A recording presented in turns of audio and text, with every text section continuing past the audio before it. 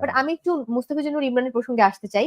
আপু, তুমি এর আগে মানে 22 অক্টোবর এসেছিলে আমাদের এই প্রোগ্রামে, এবং 22 অক্টোবর তুমি আগাম বার্তা দিয়েছিলে রঙিলা কিতাব নিয়ে। 8 নভেম্বর রিলিজ হয়েছে রঙিলা কিতাব। তার আগে তো আসলে কেমিস্ট্রি কেমন ছিল প্রদীপ শুক্তির এটা আমরা দেখিনি, বাট দেখার পর আমি 9 তারিখে দেখেছি, আমার কাছে জাস্ট ওয়াও লেগেছে।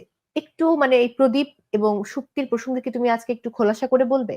মানে তুমি আমাকে ওইদিন বলেছিলে যে সেটের বাইরে তোমাদের কখনো কথা হয়নি, দেখা হয়নি, এখন পর্যন্ত কোনো যোগাযোগ হয়নি, বাট এই যে কেমিস্ট্রিটা বিল্ড আপ করা, মানে আমার কাছে মনে হচ্ছে আমি প্রদীপ আর সুপ্তিকেই দেখছি, ওই মায়াটা, ওই ভালোবাসা, ওই পাগলামোটা আছে, ওই আস্থা বিশ্বাসটুকু আছে দুজনের মধ্যে।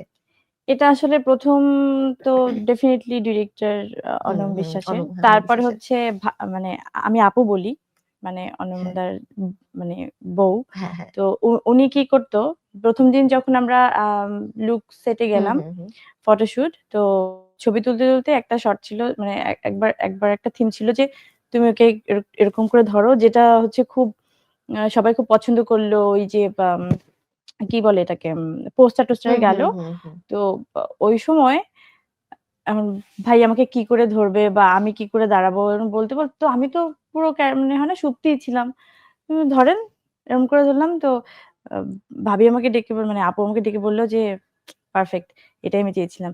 এবার নূর ভাইকে কি জানি ডেকে ডেকে বললো, শোন, পারফেক্ট একটা ছবি পাওয়া লাগবে আমাদের, এটা সুন্দর করে সবাই যাতে অ্যাকসেপ্ট করে, বোঝানোর জন্য যায় যে তোরা দুজনে কেবল মিট করেছিস, হ্যাঁ তাহলে তো ঝামেলা হবে। হুম। তো আমরা সেটাই করে গেলাম, এবং হুম, তার ফলাফল আসলে আমরা আসলে সবাই দেখতে পেলাম যে অনেক সুন্দর করে সবাই অ্যাপ্রিশিয়েট করছে একদম জুটিটাকে। একদম। কিন্তু এখন অব্দি রিলিজের পরেও তার সাথে আমার কোনো দেখাও হয়নি, কথাও হয়নি। এটা খুবই অদ্ভুত, কারণ সে একটা শুটিং এ আছে। আমরা শুনছিলাম যে তিনি কোনো একটা শুটিং নিয়ে ব্যস্ত আছেন, বাট আমার কাছে মনে হচ্ছে যে মোস্তাফিজুর নূর ইমরান জাস্ট ওয়াও পারফরমেন্স দিয়েছে, এত চমৎকার অ্যাক্টিং করেছে তিনি, অবশ্যই। এবং ফাইটিং সিন গুলো যে এত ভালো করবেন এটা আমি কল্পনাও করিনি, মানে অসাধারণ ছিল সে।